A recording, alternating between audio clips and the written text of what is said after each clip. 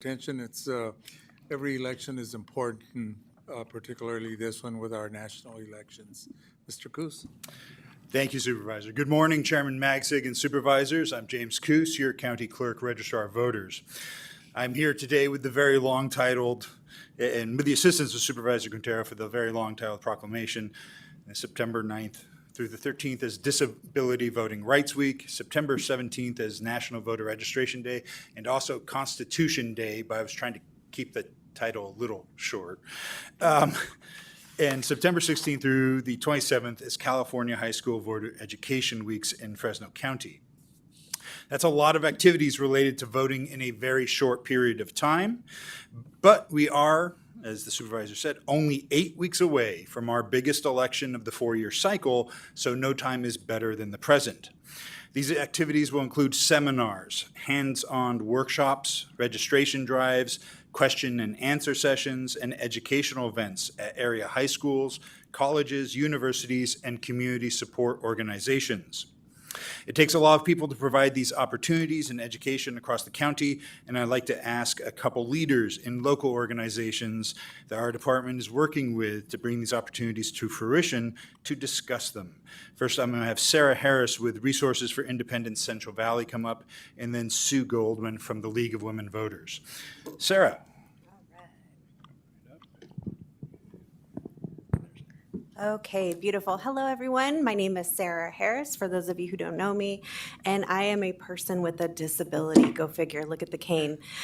So disability is the one club that anybody can join at any time, right? It doesn't matter how much money you make, where you live, none of those things. So it's important for us to make sure that people with disabilities are able to vote. And we've really secured that and done that here in Fresno County with the leadership of James and the rest of his team. Today and tomorrow at Resources for Independence Central Valley, located at 3636 North 1st Street, Suite 101, we will have a voters accessibility workshop. Today we're going to be from 1 to 6 and tomorrow from 10 to 2. And this is an opportunity for all folks. You don't even have to have a disability. If you're interested in learning more about the machines that are used and how to use them, as well as checking your registration and making sure that you're good to go in this upcoming election, you can definitely stop by and join us. And also to learn about opportunities for anyone in your life that may have a disability. And I really want to thank the Board of Supervisors for taking the time to acknowledge the fact that there's so much going on for voting in the month of September. So thank you very much. And Sue Goldman from League of Women Voters. Thank you very much for this opportunity. Obviously, with our name, voting is a big emphasis with the League. And in the past, we've done a lot of voter registration at high schools. We've kind of changed our focus this year to not only include voter registration, but encouraging people to actually get out and vote, because we have a lot of people that are registered that don't get out to vote. And with young people, that's really important. The youth vote is just horrendously low, not just in Fresno County, but throughout the country. Another thing that we're focusing in on this year is we've identified the zip codes that have low voter turnout, and we're doing presentations, the same presentation, to get out the vote, tell people how to vote. So we're coordinating with the food bank, where they're going to be handing out flyers about our presentations, and we've also coordinated with the county library system, and we're doing presentations at 4 of the county libraries. They've been very helpful, and it's just and we're doing some candidate forums. So thank you again for this opportunity. And as Sue mentioned there, we've got activities going on beyond even what I mentioned here. The Fresno County Board of Education has activities going on in our high schools. The State Center Community College District has got activities going on both in conjunction with League of Women Voters, but also in support of Constitution Day. I'll be out in Reedley myself doing presentations there on Constitution. So a lot of activities, a lot of education getting out there, and the opportunity to register for our young folks, whether it be in high schools for pre-registration or our college-age adults. Any other comments from supervisors? Yes, actually, I'd like to jump in and say, Sue, thank you for coming again. We appreciate all the work you guys do. But I want to say a special hello to my friend Sarah Harris. Hi, Sarah. It's Supervisor Steve Brandow, and I'm sitting next to Supervisor Mendez. And Buddy and I have the honor of working with Sarah on the Transportation Authority. She's been on board, how long, Sarah? A little. 2 years. 2 years, okay. I was going to say it was over a year. All right. She's doing a great job, huh, Buddy? Yeah. So good to see you, Sarah, and thank you for also taking on the role of helping our disabled folks in Fresno County get out to vote. So we do appreciate that. Thank you. Just want to say one, Sarah's a great contributor to this county. And Sarah, we appreciate everything you do. Thank you. Anyone in the public that would like to pour on more accolades? Seeing none, I'll close the public portion, bring it back to the board for approval. Is this Supervisor Quintero's deal, I think? Yeah. I want to thank both you ladies for your presentation, and also thank you for really showing us how important it is to get out and vote. But I want to say the outreach that you mentioned, the education that you mentioned, and the importance of all those combined are really, really important to our community and as well to the individual, to be sure and vote on election day. We can never say enough about that fundamental right that we have in this country. And with that, I'd like to make a motion to approve the proclamation as a Disability Voting Rights Week, Voter Registration Day, and California High School Voter Education Week. I'd like to make a motion to approve. Is there a second? Second. We have a motion, a second. All in favor signify by saying aye. Aye. That passes unanimously. Please step forward and we'll get a picture with you and get you this proclamation.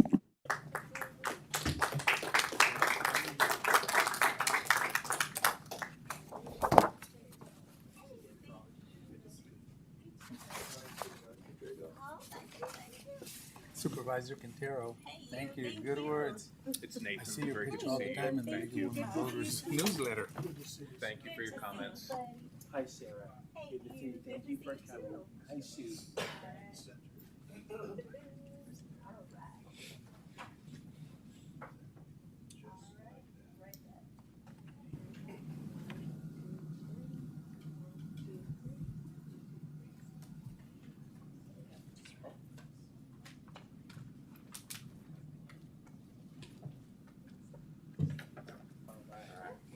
Rocky. We now move to the consent item that was pulled by Chairman Magsic. Item 23, adjourn in memory of former Fresno Sheriff Richard Pierce. And I think we have some representatives that are here from the Sheriff's Department. And Sheriff Pierce served the County of Fresno for a number of years and was an amazing man. I know that Jose Flores, who used to be the mayor of Clovis, who also worked in the Sheriff's Department, was good friends with Richard Pierce and actually introduced me to him, I think, in the late 90s. But I want to turn this over at this time just to members of the Sheriff's Department who'd like to make a few comments, because anytime we lose a member of the county family, it's something of significance, and losing one of our former sheriffs is, a lot of people are grieving. And so with that, Sheriff, the floor is yours. Chairman Magsic and members of the board, thank you very much for honoring today and adjourning in memory of Sheriff Richard Pierce.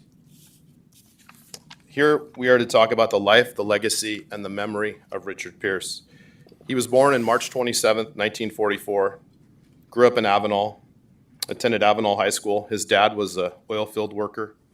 He started with the sheriff's office December 1st of 1966. He was elected to sheriff in 1998 and took office in January of 1999, served as the 24th sheriff of Fresno County, and he retired upon his finishing the term in January of 2007.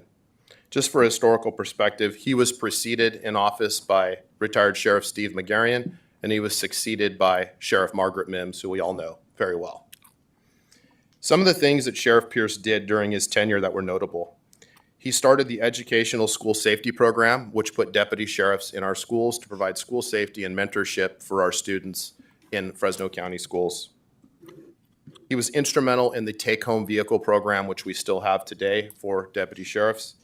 And he was instrumental also in getting patrol rifles to be deployed with the members of the sheriff's office who worked out in the field. Sometimes I want to put into perspective, it was difficult for Sheriff Pierce because when you look back in the history of the sheriff's office, we lost a deputy sheriff in 1968 to a vehicle accident, 1982 to a vehicle accident, and 1997 to a vehicle accident. But during his first several years as sheriff in 2001, we lost Deputy Eric Tellen to gunfire in the line of duty. The following year, we lost Deputy Sheriff Dennis Phelps in 2002, also shot and killed in the line of duty. And then Josh Lancaster was killed in the line of duty in a vehicle accident in 2003. I don't mean to bring up the past like that, but to put into perspective that Sheriff Pierce did an outstanding job and his leadership was top-notch because these were very difficult times. We lost 3 over about 30 years. He lost 3 deputy sheriffs in 3 years, which in many reasons is why we got the patrol rifles issued to us during his tenure as sheriff. Notably, many of us were promoted to the rank of Sheriff Sergeant by Sheriff Pierce during his 8 years in office. We want to thank him for what he did, his contributions to the Sheriff's Office, helping us move forward, and is partially responsible for many of us being where we are today. I don't know if that's a good thing or a bad thing. But I do want to reflect that Tuesday, September 17th, 2024 at 10 a.m., the Well Church in Clovis, there will be a service for retired Sheriff Pierce who passed away on August 21st of 2024. And again, thank you for adjourning in his memory today. The members of the Sheriff's Office appreciate it because of his contributions, his dedication in providing public safety to the residents of Fresno County for over 40 years. Thank you.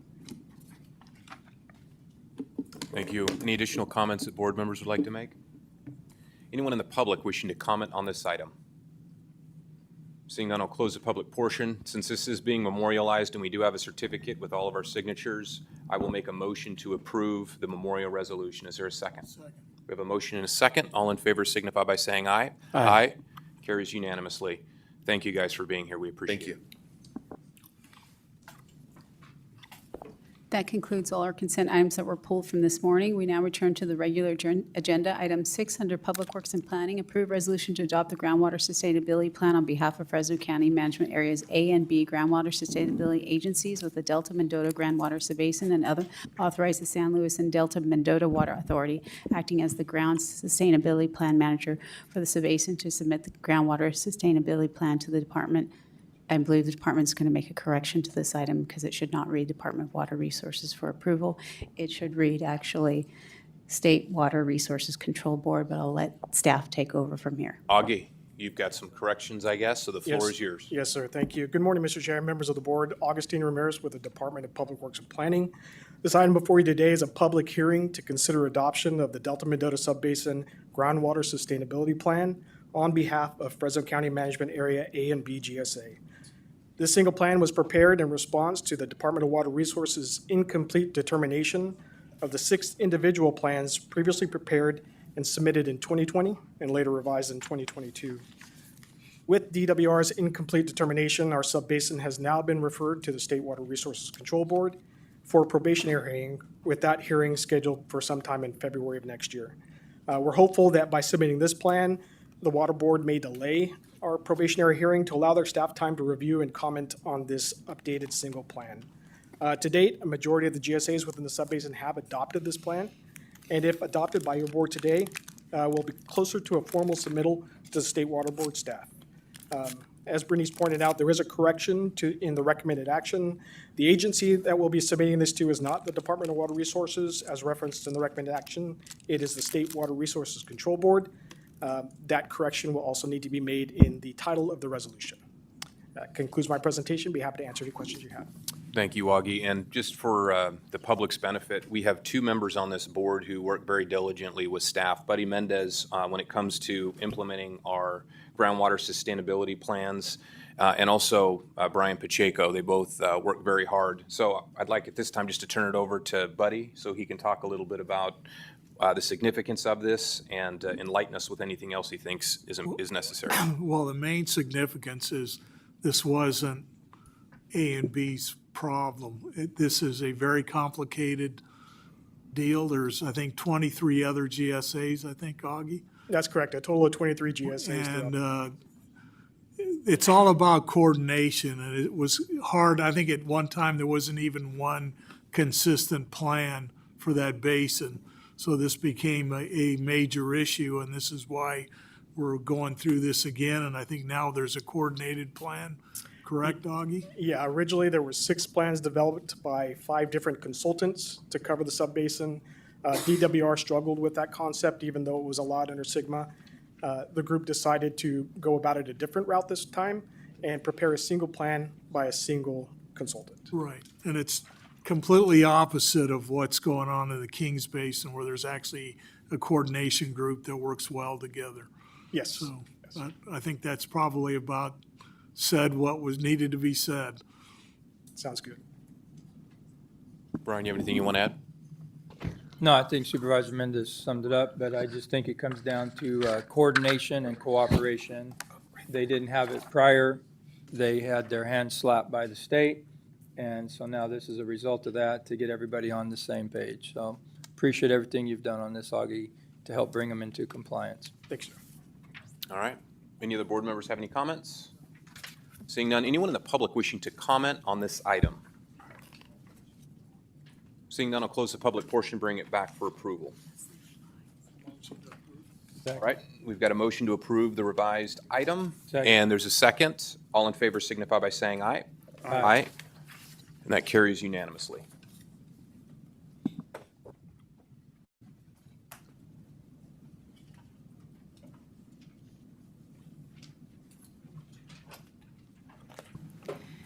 Mr. Chairman and members of the board, I've just been informed that item 7 is going to return at a later date. Item 7 will return at a later date. So we now, Just a question for, since we approved the agenda already and we kept it on here, I think I need to open it up to the public just to make sure that there's no one in the public wishing to comment on this item. And then we'll make a motion. Is there a date certain you want us to make a motion for? Otherwise, it's going to have to be renoticed if we pull it to a date uncertain. staff just told me to a date uncertain, but they're here, yes, date uncertain. Date uncertain. All right, so since we already approved the agenda, what I'm going to do, item 7 is adopt specifications for contract 24-06-M road preservation treatments, receive verbal report on bid opening and award to lowest responsive bidder. Since we've approved the agenda, but we plan on actually holding this over to a date uncertain to take action on. If there's anyone in the public wishing to comment on this item, I'm going to open it up to the public at this time.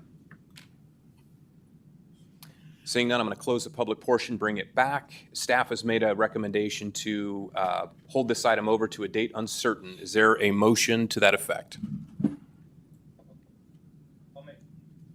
I'll make that motion, Mr. Chairman, for you. We have a motion and a second. All in favor signify by saying aye. Aye. That carries unanimously. We now move to item 7.1, consider petition for partial cancellation of agricultural land conservation contract number 52 filed by Dana and Casey Gunlin on behalf of 4 Bar C Farms Incorporated. Good morning, Mr. Chairman, members of the board. Alexander Pretzer, planner with the Department of Public Works and Planning. This item comes to your board with a recommendation for approval from the Agricultural Land Conservation Committee at its June 12th, 2024 meeting. I have nothing further to add regarding this item unless you have any questions. You know, Alexander, I really appreciate your brevity, so thank you. Any questions from board members on this item? Pretty straightforward. Pretty standard and straightforward. Anyone in the public wishing to comment on this item? Seeing none, I'll close the public portion, bring it back to our board. Is there? I'll make a motion to approve, and the planning commission found all the findings anyway, so. All right, we have a motion for staff's recommendation. Is there a second? Second. We have a motion and a second. All in favor signify by saying aye. Aye. And that passes unanimously. We now move to item number 8, social services, receive program update presentation from the In-Home Supportive Services Public Authority.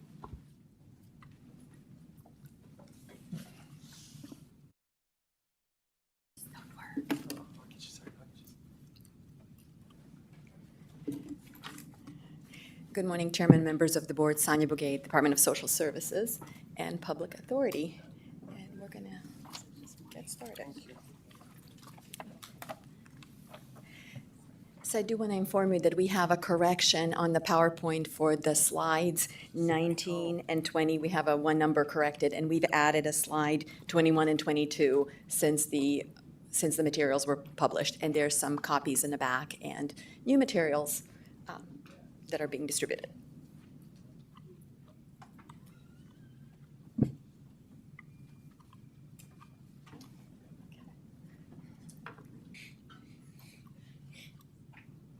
It's not. Okay, is it going to show up? Oops.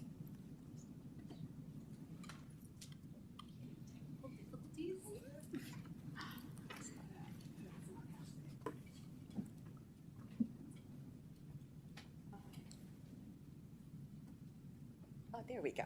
Okay. So this is an update on our in-home supportive services public authority.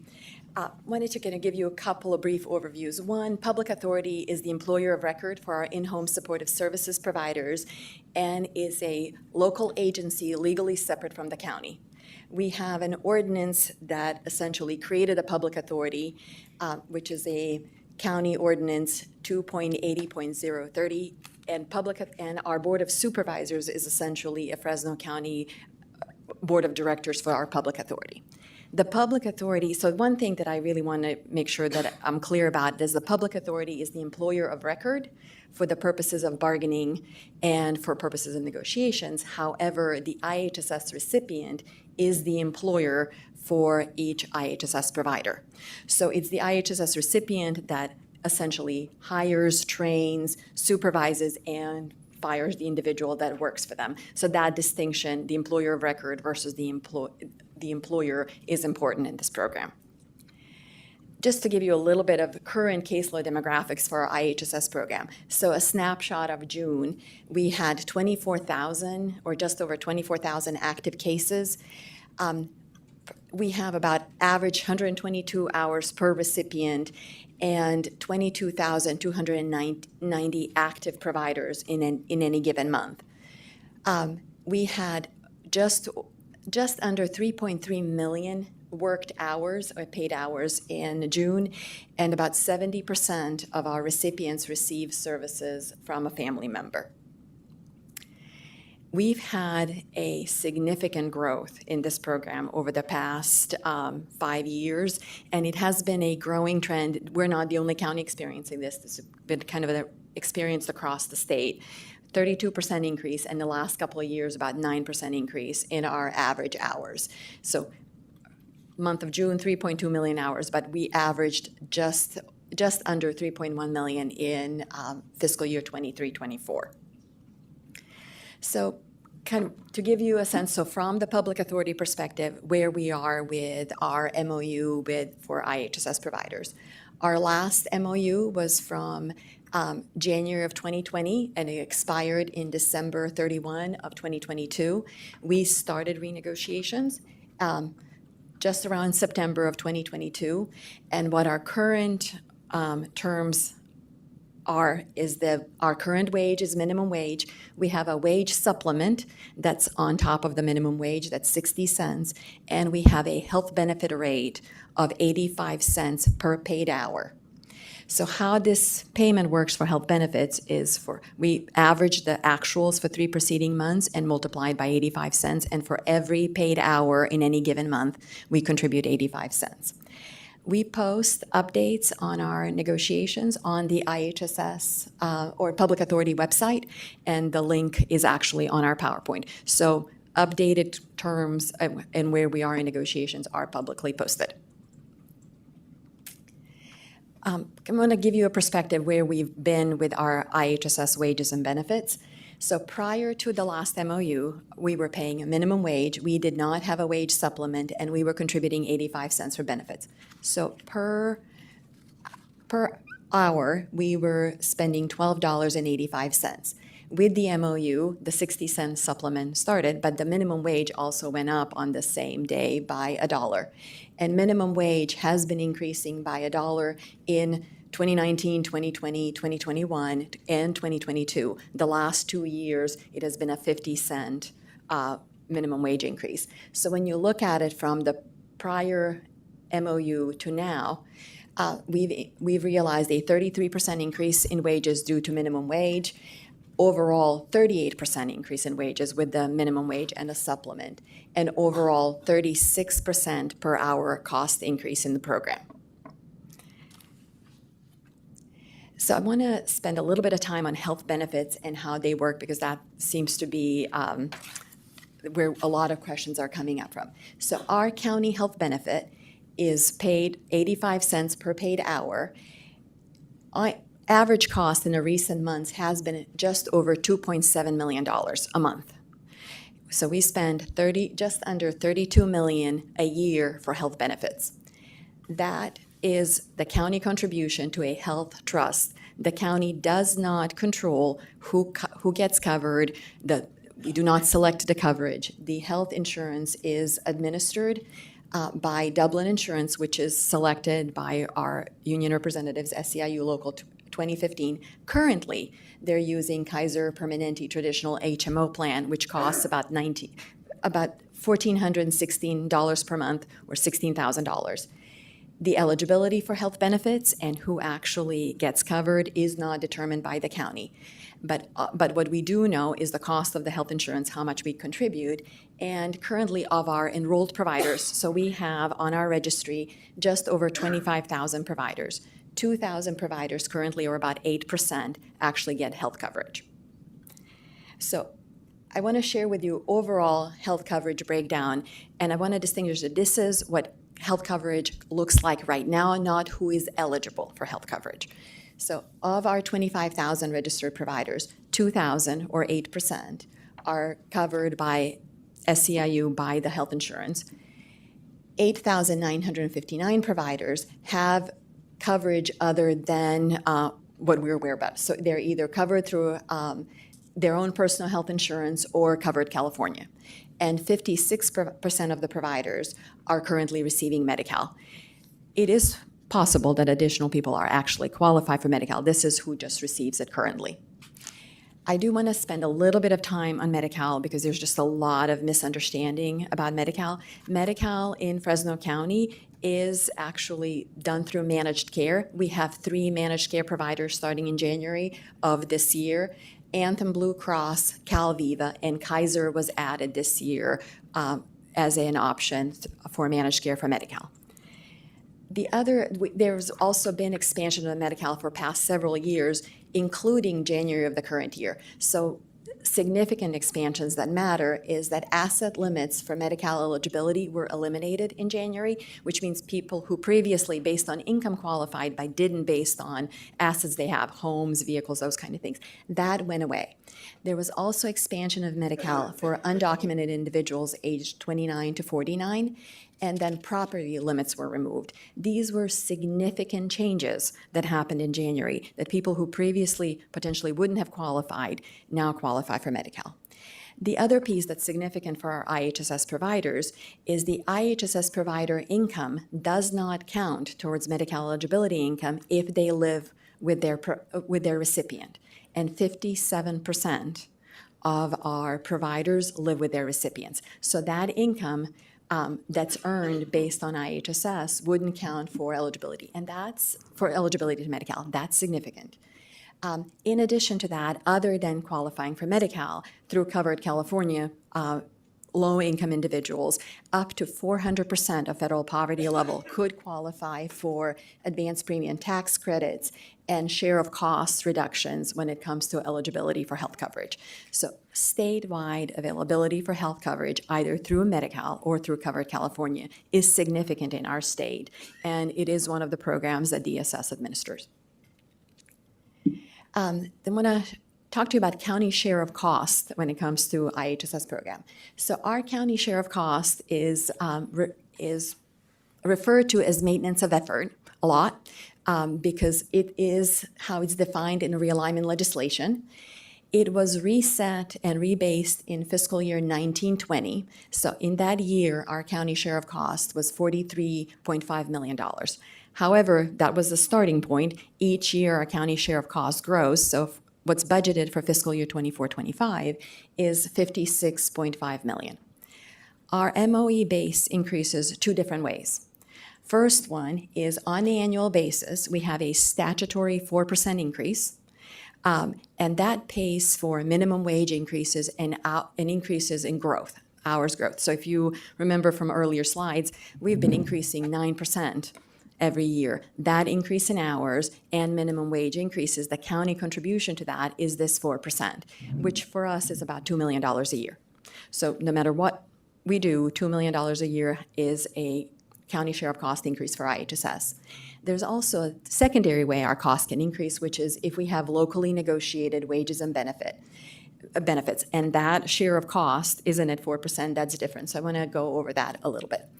So county share of cost, the MOE, the state rebased it and kind of set it as a county statutory increase or county statutory share of cost, which is a good deal for the counties, the MOE structure.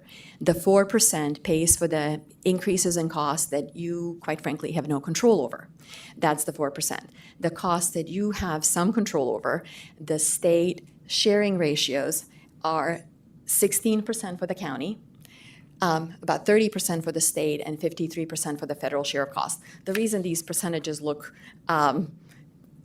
different is it really depends on the type of case in IHSS, but these have been our averages for the past several years. So any cost increase that is locally negotiated increases our MOE by this 16.2% share of cost. State actually limits its own contributions to locally negotiated increases. So in statute, state limits their costs to minimum wage plus $1.10, but gives counties an option for 2-3 year periods when they can increase additional 10%. And there's some complicated language, but essentially the state caps their ability to participate in the cost by giving us just $1.10 above minimum wage, and then 2 times that we can exceed it by additional 10%. Fresno County currently pays $1.45 above minimum wage for our 85 cents in health benefits and 60 cents in supplement, and we are using one of those 2-3 year periods with state approval in order to get their participation in our costs. So I want to kind of show you the last few years of what has happened with our county share costs for this program. First item is fiscal year 1920, our $43 million. And at that point in time, our monthly wages and benefits were $13.85. As the cost grows for minimum wage, our MOE, other than the fiscal year 2021, when the 60 cents and minimum wage increased, so the increase in MOE was 11%. After that, every year, our costs have been increasing by additional $2 million, or about 4% a year. So in the years where we have any locally negotiated wages and benefits, our MOE would grow by whatever that calculation is. And then subsequent, that MOE grows 4% a year. So what we have budgeted, so you see the trajectory from the $43.5 million to $56.5 million. However, that only reflects a fraction of the IHSS cost. So the total IHSS cost, and I have both 23-24 and 24-25 for you, actually includes costs that are not reflected in our county budget, because we only budget county share of costs and then a state and federal share of health benefits. But the full cost of the program is all the hourly wages, including overtime, our payroll taxes, and health benefits. So the total cost of our program is actually in 23-24 was $732 million, and the county share of that was $54 million. That covers our 3 million hours a month, or 37 million hours annually. What that looks like in fiscal year 24-25, and these are now projected numbers because we won't have actuals, we barely started the year. We are anticipating to average 3.4 million hours a month, or 41 million hours annually that are paid, for projected wages, benefits, payroll taxes, and a minimum wage increase that's happening again in January. projected costs are $852 million, and our MOE at this point in time is $56.5 million. I wanted to share with you how that's reflected in the overall DSS budget. And I know the slide is busy, but I'm going to spend a little bit of time on it. County budget for Department of Social Services is just over $1 billion. We have two programs that have dollars that are transacted, administered by my staff. We do all the work. However, they're not reflected in our PeopleSoft and therefore not reflected in the county budget. The first item for that is our food stamp benefits. We issue in our county $564 million in food stamp benefits. We also issue $761 million in state and federal wages for IHSS providers. So the total budget, the total economic impact of DSS is really $2.3 billion. It's just that $1.3 billion of it isn't reflected in our PeopleSoft and therefore not reflected in our budget. So when you look at our entirety of our budget, it really should be $2.3 billion. And of that $852 million is IHSS. IHSS reflects just under 37% of DSS budget. The county share of that, so we get 9091 realignment and net county costs to cover county share of cost. 9091 realignment is the only funding that we get from the state that's a little bit automatic. It's not really linked to our costs. It's not linked to our spending. It's linked to our sales tax and VLF. This was a legislation that was passed in 91, and the number of human services programs, IHSS included, were realigned. That realignment that we receive is budgeted at $91 million. When realignment is not sufficient or the program is not realigned, county uses net county cost. The net county cost in our budget is $32.4 million. So total county share of cost for our programs out of this $2.3 billion is almost $124 million. Of that, IHSS county share of cost is $56.4 million, our MOE. That reflects over 45% of our net county cost. So in our department, IHSS program is about 37% worth of total costs, but 45% of our county share of cost. It is the largest program financially that we have in our department. I do want to spend a little bit of time on realignment because it is the only funding source that we really have for increases in costs, and it is a funding source that's economy dependent. So sales tax and VLF, when they do not perform, our obligation to cover the cost is still there, but the revenue isn't necessarily. Our sales tax and VLF, our base revenue, is at $83.7 million for upcoming year. And I want to remind you that in our department, we budgeted $91 million. The difference is that we had some carryover funds, fund balance, that has been reducing every single year. So we're reliant on that fund balance to basically balance the budget. So from my perspective, given that our costs are ongoing, it is really concerning that our ongoing costs are $91 million and growing, and that our ongoing revenue is $84 million.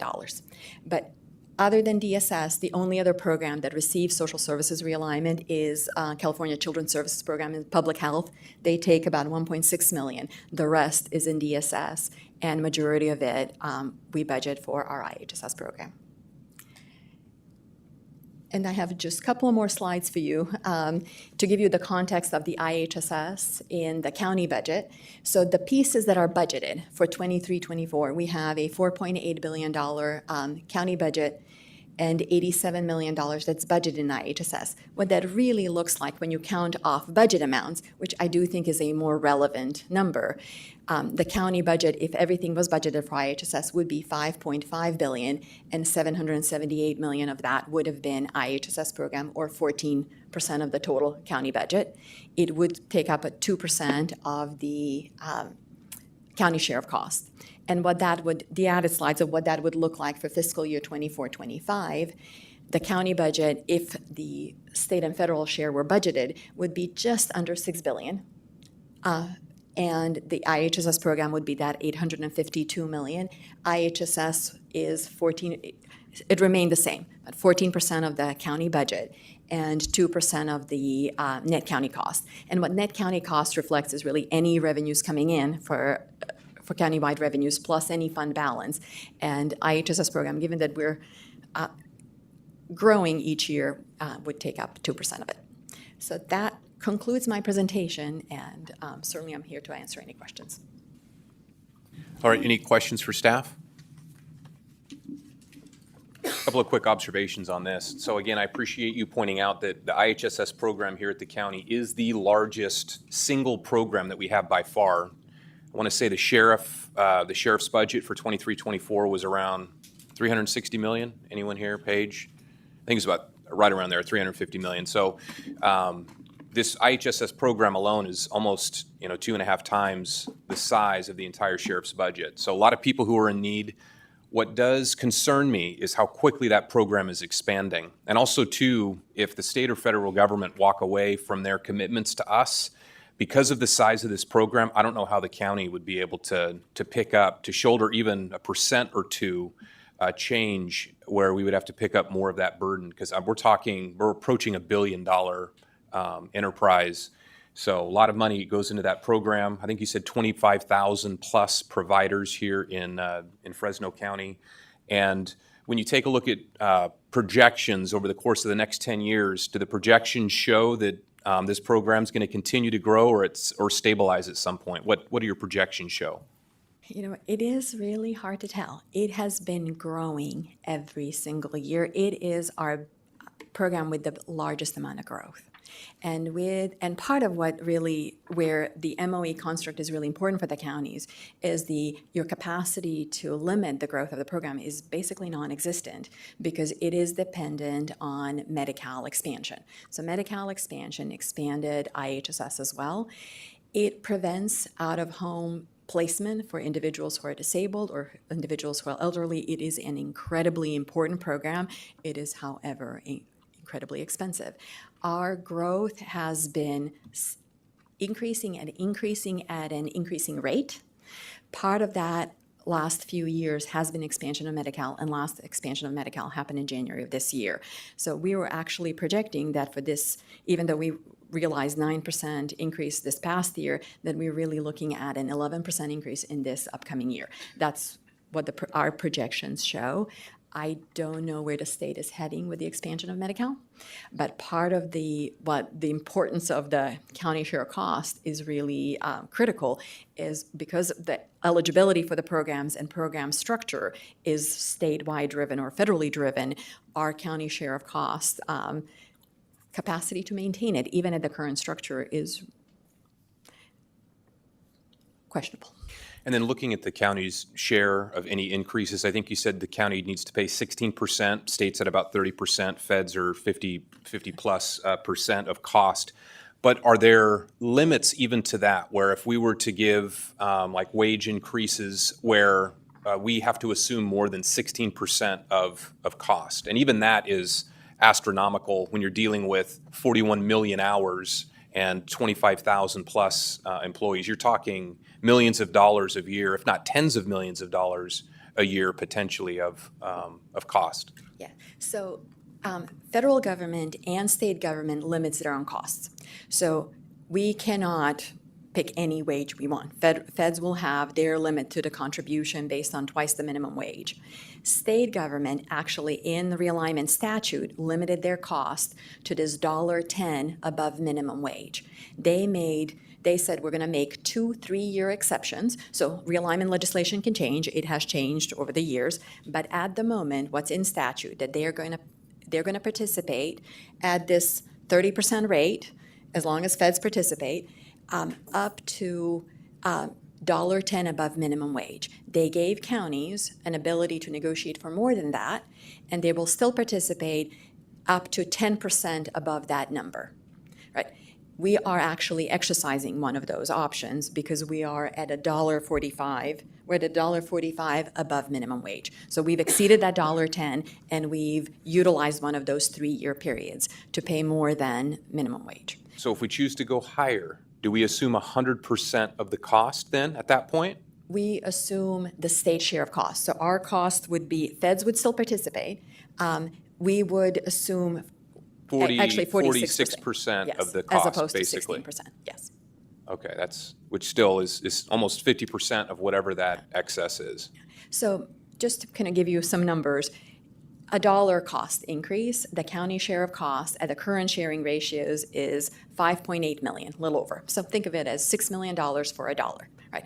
If past a certain point, the cost would be significantly more because 6 million represents 16%. You'd have to triple that.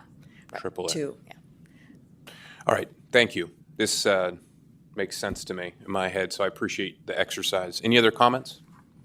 This is a general presentation. There's no action that we're taking, but I appreciate the department being here today to bring us up to speed. Any legislation or anything like that that are causing pause or concern for the IHSS program, or does everything look like it's going to continue to operate as it has in the past, at least for the next 12 months? At the moment, there's nothing concerning. The program continues to operate. Medi-Cal expansion will increase our hours, but other than that, it's a program as it is. All right, thank you very much. We now move to item number 9, Board of Supervisor Committee reports and comments. Supervisor Brandow. No comments today. Supervisor Mendez. Supervisor Quintero. Thank you, Mr. Chairman. Recently, I had the pleasure to attend the first training between Fresno State's Craig School of Business and the Fresno County Department of Public Health on Friday, August 23rd. And this is the first of its kind training by Fresno State with any county department. And I'm extremely proud of this partnership that's been created. They're for professional development and are taught by Fresno State faculty. And it's to me, it's something that's significant in the sense that we have all these assets here in our community, and a department like public health is really making use of going local, and I really appreciate that. And it's the first training series provided by Fresno State to county department analysts and other classifications. Currently, the only Department of Public Health staff are being trained, but the vision is one day to train other county departments as well. And there's going to be a total of 28 different trainings from August 2024 to September 2025. The benefits of collaboration between the Public Health Department and Fresno State is, as I stated, significant to bring these two together. Diverse faculty from Fresno State will bring a plethora of knowledge to share with Public Health Department staff. So, Mr. Nerlin, I'd like you to thank the Department of Public Health for taking this step. I think it's significant in creating partnerships with the university and maintaining those communications with them and see what other ways we can help each other out. Thank you. Thank you, Mr. Chairman. Thank you. And I've got a couple of just quick updates. So yesterday there was a fire. It's referred to as the Happy Fire that's been burning since since July. I think it's a terrible name for a fire, but that's what it's called. Yeah, I think so. Usually they do name them after roads, but it expanded pretty rapidly. It was burning at about 78 acres for weeks, and then it's now at about 380 acres. But I've been in contact with the Sequoia National Forest, their forest ranger. They're monitoring it, and it's generated a tremendous amount of smoke impacting Sanger and other communities in eastern Fresno County.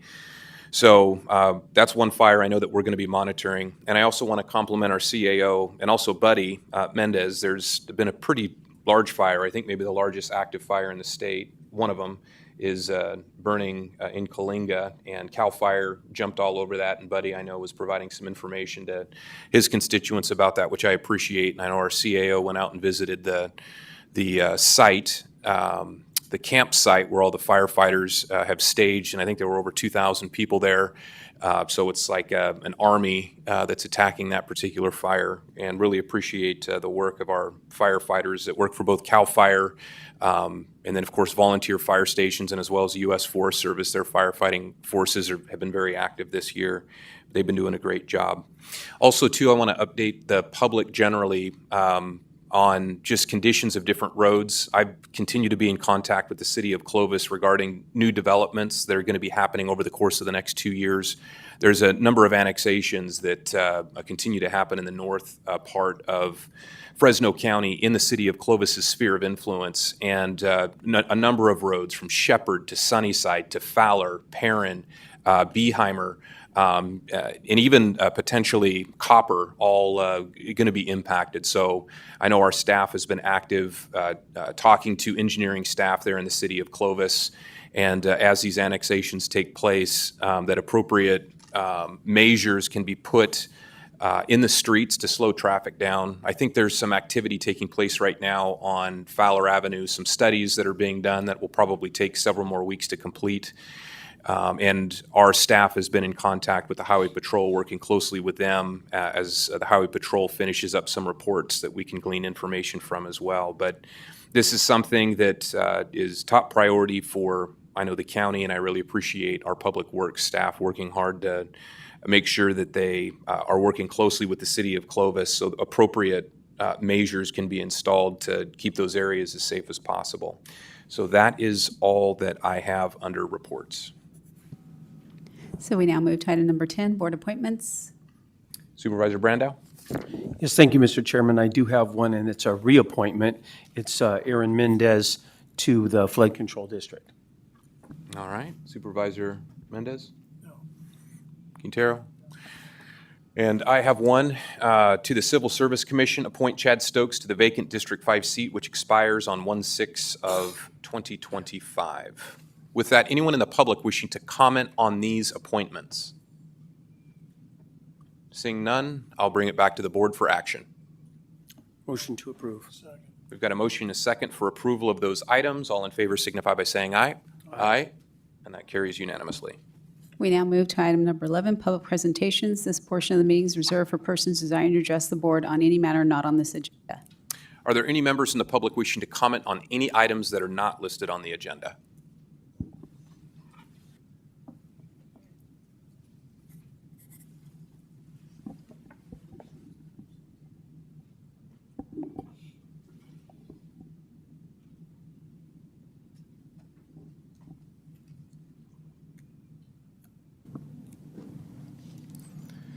Good morning. Here I am again. My name is William Lasso, and I am Sandro Lasso's father. Sandro is a 16-year-old student from Buchanan High School who lost his life last month while riding his bicycle in our neighborhood, just 8 days after Kanan Bailey also lost his life on the same corner. Yesterday, I picked up my son's ashes, and I assure you, that is a task and a feeling none of you want to be familiar with. I have conducted personally many speed and situational awareness experiments at that intersection where my son was killed, and I am convinced that if there were a stop sign at that location, my son would still be alive today. Under your advice, I wrote to Steve White, the Director of Public Works in our county, and I asked him very specific questions. Questions like, when was the last traffic study done in that stretch of the road? Where are the results, and how can the public have access to this? His response was not completely transparent. It was very vague, honestly. And I truly hope that neither you or the Director of Public Works are just trying to buy some time in the face of these tragedies. And I really hope that you're not waiting for us to get tired of missing our sons. With the previous road closing on Shepherd, the recent expansion on Table Mountain Casino, and the next closure on Shepherd again for more developments soon, we, the community of Clovis, need you to take actions now rather than later. There will be more traffic and more accidents in that area soon. We're asking for your help to avoid that. With more delays on your part, there will be more chances of tragedies happening in that area. More lives could be lost, and you could be more experienced and efficient on this. We, the community of Clovis, need to know when will the current traffic study will be finished, and we need to see those results. We're trying really to avoid more deaths here. My son is dead, and even though nothing will bring him back, my fight to get a stop sign at that location is not a capricious act or born out of anger or pain. The pain is here regardless. All I want now is to protect another family from going through this same horrible experience. This is a task of love and care for my community, something that I'm sure you're trying to be more familiar with. This is in honor of my son, Sandro. We're approaching 2,000 signatures on change.org. Stop for Sandro. Stop for Sandro. Stop for Sandro. Thank you. And William, my office is available. I'm always happy to take your call and meet with you personally and your family. So please take me up on that offer, and I'm happy to sit down with you. So please reach out. Thank you for your comments and for being here. Anyone else in the public?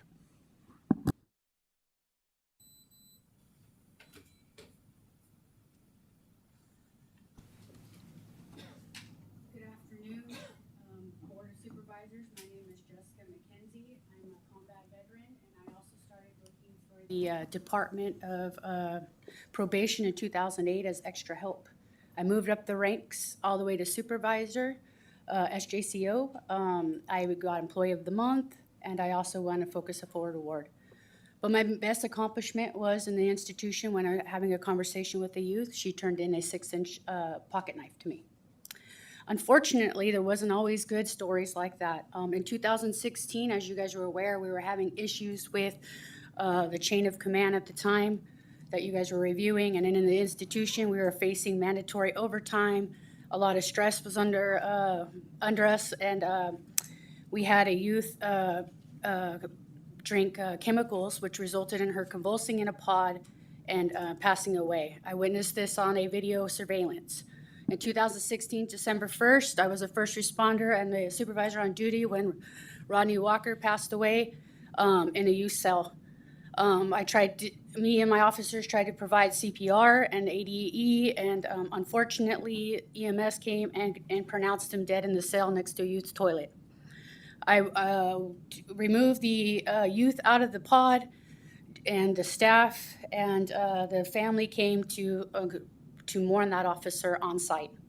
This caused me to go through severe stress and anxiety, which I noticed started to happen immediately after and during that incident. My family and everyone else was aware that I was suffering and having problems, but I tried to hold it back due to the fact that I was a law enforcement and mental health stigma. As today you recommended it being a suicide awareness, I was on that point at one level of my recovery. Unfortunately, when I went through workers' comp to get my treatment, it made things worse due to leg care and some issues with that. So I decided to go to the VA and join a cognitive behavioral therapy program, which I do recommend. While I was in treatment, the County of Fresno, I let them know prior, which was October 20, that I was be going into treatment. And November 2020, less than a month later, I was walked off the job and placed on compulsory leave. I was required to do mental health evaluations. I was unable to return to work due to the stipulation of witnessing a death. After fighting that issue, I was able to return to work, but the issue is that during the time I was in treatment, the County of Fresno made a payroll error. This error caused severe stress and anxiety on me, which I have documentation from the VA and from my QME report from a doctor, which states that it made the situation worse due to the payroll errors. And so this sounds like it potentially an employee issue here. Have you had an opportunity to reach out to county council? Unfortunately, I didn't want to come here. I wanted it to be resolved before it came to you guys. I went to the county council, and I went to HR. I went to anybody that I could that would solve this issue before it came to this level. I also wanted them to speak on my behalf. As you can tell, it's hard for me to address this right now. But And- unfortunately, they were unable to do that for me. Understood, and here's what I'm going to offer up to you, because typically we can't solve problems when we take public comment here. It's just a time for the public to share things with us, and we can take up action later. So here's what I'm going to offer up, because the 3 minutes are up. If you're willing to work with my office, we'll take another shot at county council to see if there's a way to I will resolve send this you all the particular copies of the documents. situation. So with that, that's what I'll offer up to you, and that way we can offline deal with this issue a little bit more and see what we can do. I just wanted you guys to see my face, and I wanted to see yours. And also to recognize that there is something going on with suicide prevention, and that it should be included with law enforcement as well, because we do face a lot of stress and strain, and to remove that stigma from it. Because in the future, we need to really focus in on the care of our officers. Thank you, and I Thank you. appreciate your service. Thank you for Be being in here. contact with you, sir. Have a Thank good you. day. At this time, you could take public comment for closed session items 12 through 20. Is there anyone in the public wishing to comment on closed session items? Please step forward, state your name for the record. Hello, Mariana with Leadership Council for Justice and Accountability. My comments are to address item 19, the potential sale of the county property in Cantua Creek to Golden Plains Unified School District. For many years, we have worked alongside Cantua Creek and El Porvenir residents to move several community priorities forward. In the summer of 2021, Supervisor Pacheco attended one of our community meetings and shared with the community that the organization Amor was interested in buying and staffing the building to serve as a community center. Last year, we learned that the Fresno Economic Opportunities Commission was interested in purchasing this property. And about a month ago, residents started to hear that the district was a potential buyer. In multiple community meetings, residents have expressed that they would like the property to be converted into a community resilience center to serve as a hub to respond to short and long-term climate change impacts such as extreme heat, drought, flooding, and wildfires. The Community Resilience Center can serve as a cooling and heating center in addition to hosting the following: annual community events, mobile health clinics, monthly food distributions, workforce training, recreational activities, youth programs, green spaces, and community meetings and workshops to inform residents of crucial community information. In fact, county and state representatives have attended meetings outside this building to address and discuss community priorities with the community. The community already uses the parking area on this property to host meetings and events, and it would be a disservice to residents to lose access to this property. The community of Cantua Creek and El Porvenir want to be included in conversations that will help decide the future use of this property. We urge the board today to move forward with transparency, seek and incorporate community feedback on the future use of the property, and continue to look for ways to convert the current building into a community resilience center. Thank you.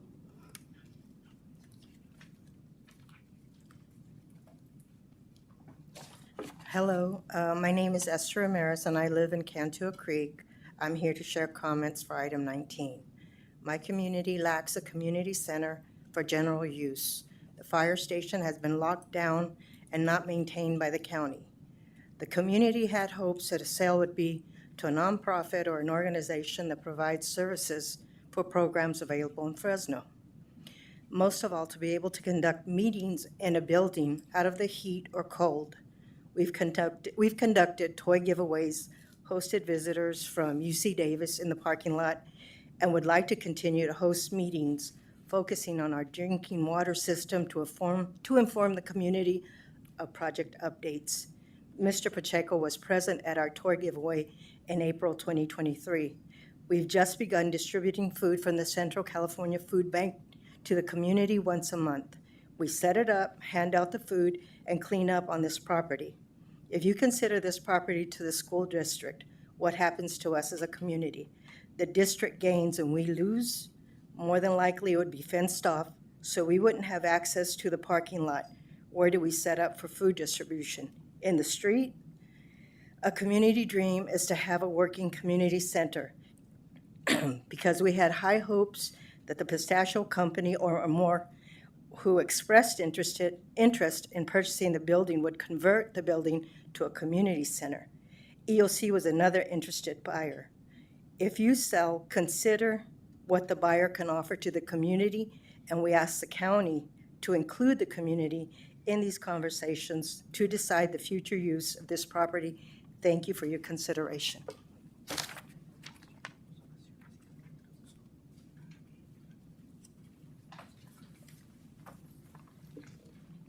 Buenos días, Good morning, mesa directiva. Board of Directors. Mi nombre es María Dolores Díaz. My name is Maria Dolores Diaz. Como persona que he vivido en Cantúa desde los inicios, As a person that has lived in Cantua since the beginning, me atrevo a pedirles y preguntarles I would like to ask and petition qué va a pasar con el centro comunitario. what is going to happen with the community center. Al principio que llegué a vivir allí en Cantúa, At the beginning, when I started living in Cantua, que edifiqué mi casa, when I built my home there, teníamos nuestro centro comunitario we had our community center y parque para los niños. and park for the children. Fui una de las personas I was one of the people que nos entregaron las llaves that they handed the keys to, y aquí tengo una foto donde estoy and here I have a photo where I am in this photo con personas de aquí del condado, with people from here from the county 40 años atrás. 40 years ago. Y ahora And no now podemos entrar, we cannot even enter. no podemos tener servicios allí, We cannot offer services there, en lugar de que mi comunidad as opposed to that our community vaya creciendo, keeps growing. se va deteriorando. It's deteriorating, Y me apena and I feel bad por los niños for the children que van creciendo that are growing up y no tienen dónde jugar. and they don't have a place to play. Gracias por escucharme. Thank you for listening to me. Puedo pasar la foto que los... I would like to Sí. pass this photo around.